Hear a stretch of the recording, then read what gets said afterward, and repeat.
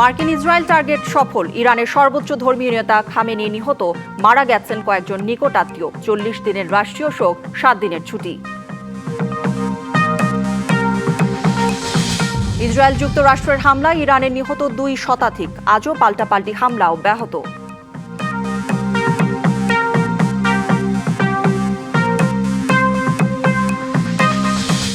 সংঘাতের জেরে মধ্যপ্রাচ্যগামী অসংখ্য ফ্লাইট স্থগিতে। বিপাকের শত শত যাত্রী। আজ থেকে চালু হচ্ছে বেশ কিছু ফ্লাইট।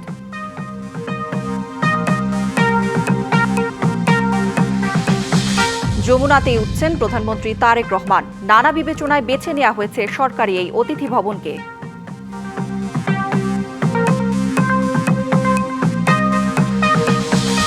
রাষ্ট্রীয় কোষাগার নাজুক, ব্যয়ের পাগলা ঘোড়ার লাগাম টানা দুষ্কর। অর্থ বছরের প্রথমার্ধে বাজেট ঘাটতি 35,000 কোটি টাকা।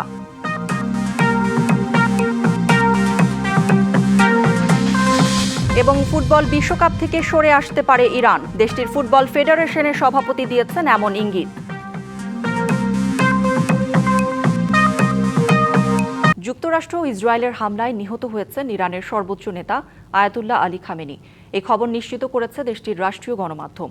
ওই হামলায় নিহত হয়েছেন খামেনির কন্যা, জামাই, পুত্রবধূ ও নাতনি। খামেনির মৃত্যুতে 40 দিনের রাষ্ট্রীয় শোক ঘোষণা করেছে ইরান। ছুটি ঘোষণা করা হয়েছে 7 দিনের। এদিকে খামেনি হত্যার নিন্দা জানিয়েছে জাতিসংঘ মহাসচিব।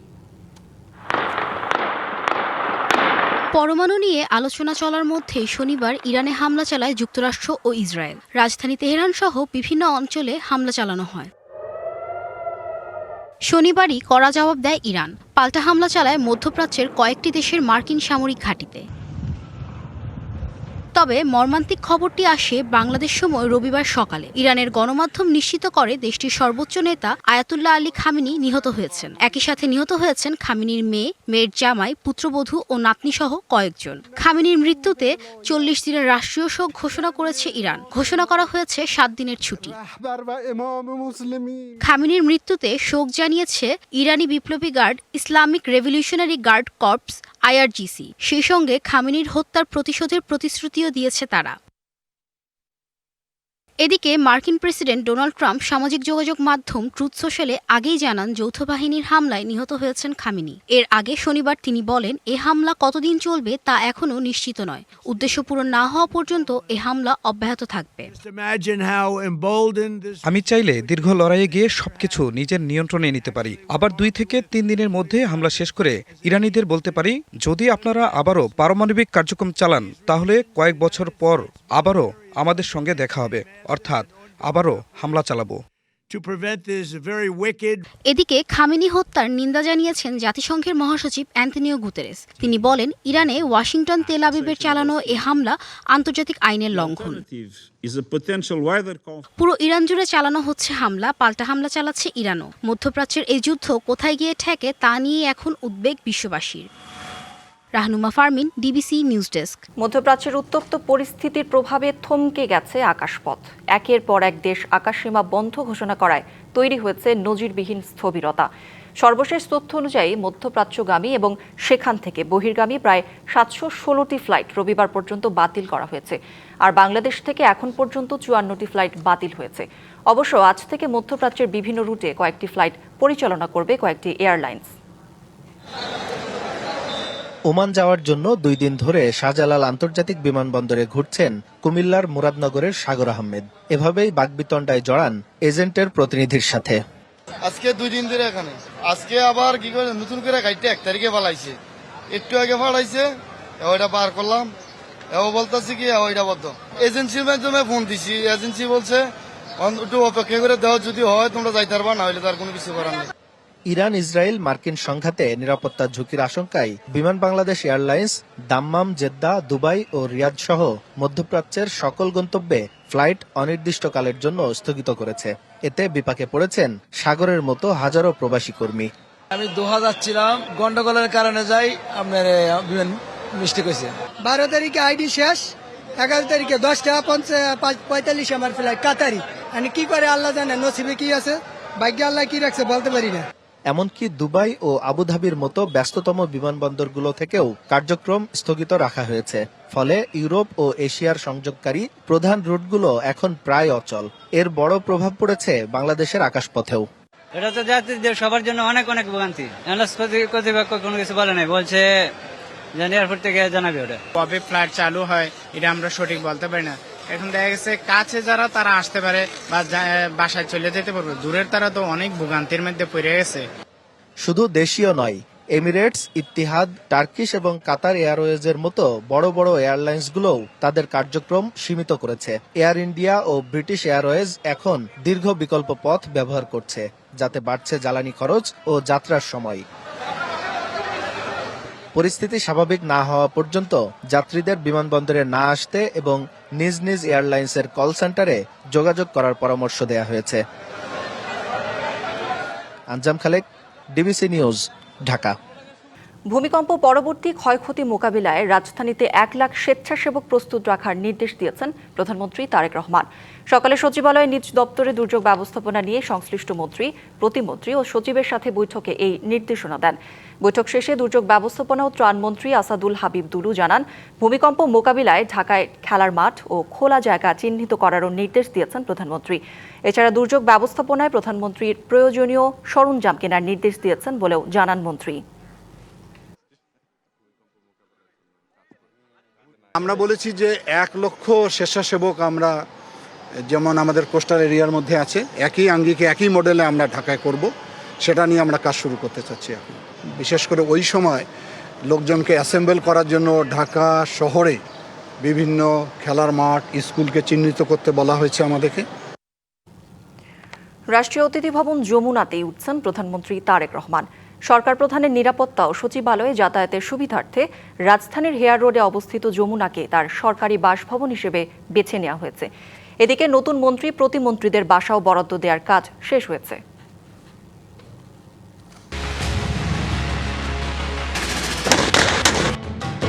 2024 সালের 5 আগস্ট গণঅভ্যুত্থানে শেখ হাসিনার সরকারের পতন হয়। সেদিন বিক্ষুব্ধ জনতা ওই সময়ের প্রধানমন্ত্রীর সরকারি বাসভবন গণভবনে ঢুকে ব্যাপক ভাঙচুর চালায়। পরে গণভবনকে জুলাই গণঅভ্যুত্থান স্মৃতি জাদুঘরে রূপান্তরের সিদ্ধান্ত নেয় তৎকালীন অন্তর্বর্তী সরকার।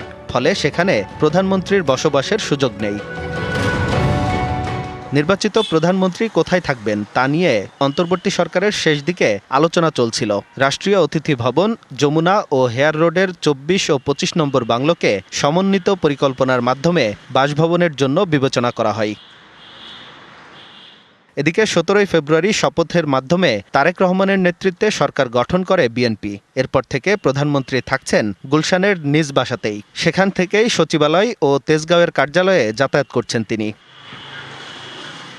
তবে চলতি রমজানে ইফতার ও পবিত্র ঈদ উল ফিতরে অতিথিদের সঙ্গে ঈদ শুভেচ্ছা বিনিময় অনুষ্ঠান যমুনায় করার অভিপ্রায় জানান প্রধানমন্ত্রী। সে আলোকে দ্রুতই যমুনার সংস্কার কাজ শেষ করা হবে বলে জানান সংশ্লিষ্টরা। এখন যমুনাতে যেতে পারবো কিনা এটা আমি এই মধ্যে বলতে পারি না, কারণ এসএসএটাকে অনুমতি নিতে হয় আর কি। অনুমতি দিলে যেতে হয়, তো আমরা অবশ্য অনুমতি চেয়েছি। আমরা দ্রুতই ব্যবস্থা করে দেবো আর কি। ওই যে রমজানের প্রোগ্রাম করবে, তো সেগুলো তো আমরা জেনেছি, আমরা সেভাবে আমরা প্রস্তুতি নেব আর কি। এদিকে স্থানীয় সরকার মন্ত্রী মির্জা ফখরুল ইসলাম আলমগীরকে 35 হেয়ার রোড, স্বরাষ্ট্রমন্ত্রী সালাউদ্দিন আহমেদকে 24 বেইলি রোডের বাড়ি বরাদ্দ সহ মন্ত্রীপাড়া নামে পরিচিত ঢাকার হেয়ার রোড, মিন্টো রোড ও বেইলি রোডের বাসাগুলো নতুন মন্ত্রী, প্রতিমন্ত্রীদের বরাদ্দ দেওয়ার কাজ শেষ করেছে সরকারি আবাসন পরিদপ্তর। আমরা বসে করে সংস্কার করে দিচ্ছি, উঠে যেতে পারবে। তো এর মধ্যে বেশ কয়েকটা করে করছি, সব ভিজিট করবো। তারপরে আমরা একটা মানে কাজ করতেছি, তো সব সমানে কাজ করছি। টেন্ডার করা হয়ে গেছে, ঠিকাদার নিয়োগ হয়ে গেছে, কাজ করতেছে এখন। ঈদ উল ফিতরের পর সব মন্ত্রী, প্রতিমন্ত্রীরা বাসায় উঠতে পারবেন বলেও মনে করেন সংশ্লিষ্টরা। আঞ্জাম খালেক, ডিবিসি নিউজ, ঢাকা। নাজুক রাষ্ট্রীয় কোষাগার, ব্যয়ের লাগাম বেড়েই চলেছে। গবেষকরা বলছেন, অন্তর্বর্তী সরকারের আর্থিক খাতের সংস্কারের ব্যর্থতায় সরকারি আর্থিক ব্যবস্থাপনায় দুর্বলতা থেকে গেছে। এমন পরিস্থিতিতে দেশ পরিচালনায় এসে জনমুখী প্রতিশ্রুতির বাস্তবায়নের উদ্যোগ নিয়েছে বিএনপি সরকার। অর্থনীতিবিদরা বলছেন, অপ্রয়োজনীয় ব্যয়, অব্যবস্থাপনা ও কর ফাঁকি রোধ করতে পারলে বিএনপির ফ্যামিলি কার্ড সহ প্রতিশ্রুতি দেওয়া নানা জনমুখী কর্মসূচির বাস্তবায়নে কোনো চাপ থাকবে না। চলতি অর্থবছরের জন্য 7,90,000 কোটি টাকার বাজেট দিয়েছিল অন্তর্বর্তী সরকার। এর মধ্যে গেল জুলাই থেকে ডিসেম্বর পর্যন্ত সরকার রাজস্ব আয় করে প্রায় 2,23,000 কোটি টাকা আর ব্যয় করে 2,58,186 কোটি টাকা। তাতে আয়ের তুলনায় ব্যয়ের ঘাটতি 35,000 কোটি টাকা, যার বেশিরভাগই ঋণ নিয়ে পার করেছে অন্তর্বর্তী সরকার। সরকারের বেশিরভাগ ব্যয় হয়েছে সুদ পরিশোধ, ভর্তুকি, বেতন ভাতা ও পেনশন এবং রাষ্ট্রায়ত্ত ও স্বায়ত্তশাসিত বিভিন্ন সংস্থাকে দেয়া আর্থিক সহায়তা বাবদ। অর্থনীতিবিদরা বলছেন, অন্তর্বর্তী সরকার আর্থিক খাতে সংস্কারের ব্যর্থতার কারণে নাজুক অর্থনৈতিক অবস্থা। বিগত সরকারের তারাও আওয়ামী লীগের বিভিন্ন ধরনের রং পলিসি বা তৎকালীন যে ব্যাংক বা এনার্জি সেক্টরে লুটপাট, এগুলোর কারণে একটা খুব খারাপ অর্থনীতি পেয়েছিল তারা। Public expenditure management, public investment management, revenue mobilisation এবং ডেট ম্যানেজমেন্ট, এই জায়গায় রিফর্মস গুলো আসেনি। অ্যাজ এ রেজাল্ট সরকারি আর্থিক ব্যবস্থাপনা, ফিসক্যাল ডিসিপ্লিনে ব্যাপক দুর্বলতা রয়ে গেছে। এমন একটি নাজুক অর্থনৈতিক পরিস্থিতিতে দেশ পরিচালনায় বিএনপি নির্বাচনী ইশতেহার অনুযায়ী ফ্যামিলি কার্ড, কৃষক কার্ড সহ নানা জনমুখী কর্মসূচির বাস্তবায়নের উদ্যোগ নিতে শুরু করেছে দলটি। নাজুক অর্থনীতির মধ্যে জনমুখী প্রতিশ্রুতির বাস্তবায়নে কতটা চাপে পড়বে বিএনপি সরকার? এমন প্রশ্নে গবেষকরা বলছেন, অপ্রয়োজনীয় ব্যয় আর কর ফাঁকি রোধ করতে পারলে চাপ থাকবে না। যে পরিমাণ রাজস্ব এনবিআর এর মাধ্যমে বা রাজস্ব বোর্ডের মাধ্যমে আদায় হয়, তার থেকে আরও প্রায় সমপরিমাণ রাজস্ব প্রতি বছর আদায় করতে পারে না। তার কারণ হলো কর ফাঁকি, কর এড়িয়ে যাওয়া বা কর জালের বাইরে থাকার জন্য এই ধরনের করগুলো আদায় হয় না। বিএনপির যে ইলেকশন ম্যানিফেস্টো, সেটার মধ্যে কিন্তু এই কর ফাঁকি, কর এড়িয়ে যাওয়ার মতো বিষয়গুলোকে তারা অ্যাড্রেস করার কথা বলেছে। সুতরাং আমরা আশা করব যে এনবিআর এর পক্ষ থেকে এই যে কর জালের বাইরে থাকা, এড়িয়ে যাওয়া বা ফাঁকি দেওয়া, এগুলোকে সবচেয়ে গুরুত্বের সঙ্গে তারা দেখবেন। শুরুর দিকে হয়তো 10,000-12,000 কোটি টাকা যেটা ফ্যামিলি কার্ডে লাগবে, সেটা আমার মনে হয় বর্তমান অবস্থাতেই সম্ভব। কিন্তু মধ্যম এবং দীর্ঘমেয়াদে টেকসই ভাবে এই যে বিএনপির যে চমৎকার আইডিয়া গুলো, ফ্যামিলি কার্ড, কৃষক কার্ড, এগুলোকে বাস্তবায়ন করতে হলে আপনার সরকারের রেভিনিউ বাড়ানো ছাড়া কোনো উপায় নাই। অর্থনীতিবিদরা বলছেন, মন্দার অর্থনীতি এবং জনমুখী প্রতিশ্রুতির বাস্তবায়ন দুটোই চ্যালেঞ্জিং পরিস্থিতি। মেহের মনি, ডিবিসি নিউজ, ঢাকা। সশস্ত্র বাহিনী কবে ব্যারাকে ফিরে যাবে সে ব্যাপারে সরকারের উচ্চ পর্যায়ে সিদ্ধান্ত নেওয়া হবে।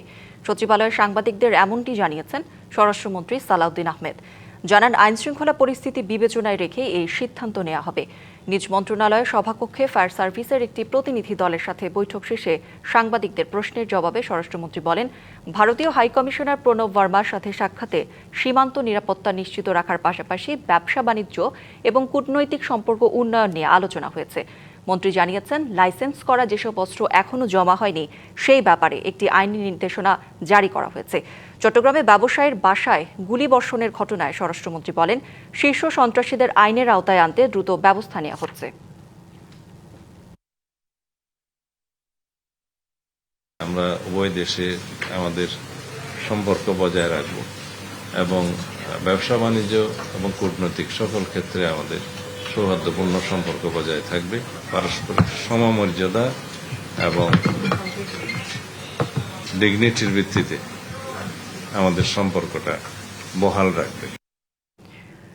স্বাস্থ্যসেবা নিশ্চিতে সীমিত সম্পদও কাজে লাগানোর আহ্বান জানিয়েছেন স্থানীয় সরকার, পল্লী উন্নয়ন ও সমবায় মন্ত্রী মির্জা ফখরুল ইসলাম আলমগীর। সকালে ঠাকুরগাঁওয়ের 250 শয্যা বিশিষ্ট জেনারেল হাসপাতাল পরিদর্শনের সময় সিভিল সার্জন ও হাসপাতালের তত্ত্বাবধায়ককে স্বাস্থ্যসেবার মান আরও উন্নত করার আহ্বান জানান তিনি। হাসপাতালের বিভিন্ন ওয়ার্ড ঘুরে দেখেন এবং রোগীদের সঙ্গে কথা বলেন মির্জা ফখরুল। পরে হাসপাতালের সার্বিক পরিবেশ ও সেবার মান সম্পর্কে সংশ্লিষ্টদের সঙ্গে আলোচনা করেন। পরে সাংবাদিকদের মন্ত্রী জানান, হাসপাতালটিকে 500 শয্যায় উন্নীত করার পরিকল্পনা রয়েছে।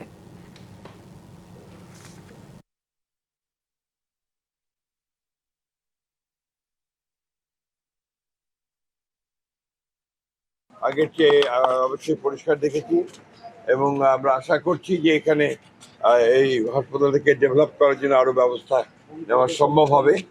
এবং আপনারা সবাই জানেন যে এখানে একটা মেডিকেল কলেজ করার সিদ্ধান্ত হয়ে গেছে, সাইট আপনার ঠিক করা হয়েছে।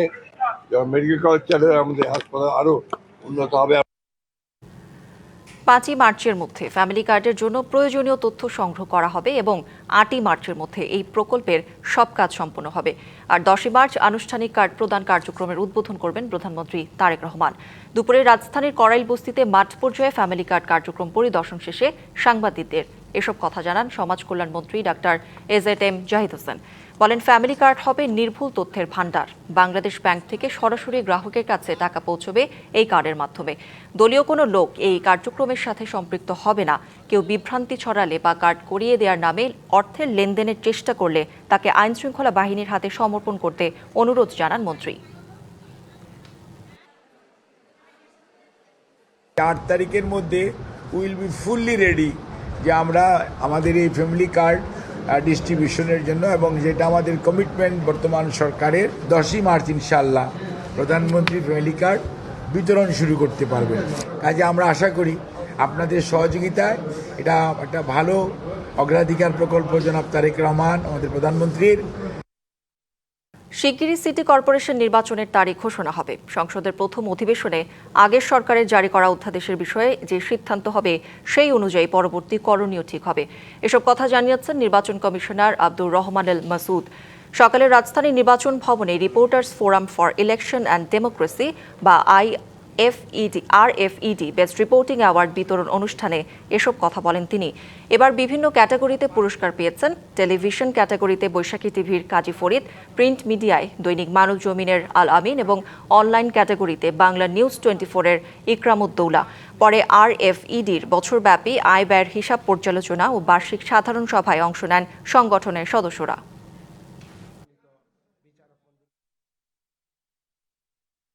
শীঘ্রই আমি আশা করতেছি যে সিটি কর্পোরেশনের নির্বাচন হবে।